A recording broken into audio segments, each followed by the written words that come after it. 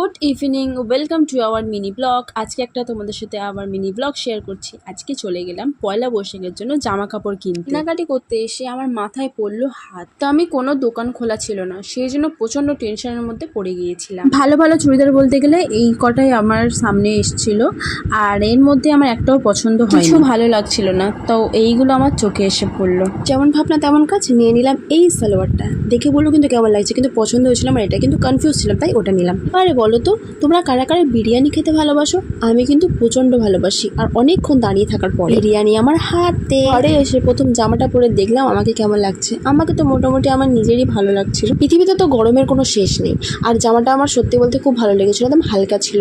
আর তোমাদের কেমন লাগছে সেটাও কিন্তু আমাকে জানিও। দেন বিরিয়ানিটা এবার আমি খাবো। একটু পেঁয়াজ, একটু আলু, একটু চিকেন আর একটু শসা দিয়ে এই বাইটটা, আহা কি এক্সিলেন্ট, পুরো জান্নাত, পুরো জান্নাত, আহা। তারপর একটু ইচ্ছা মতো মেহেন্দি করে নিলাম। ভিডিওটা কিরকম লাগলো জানিও। টাটা।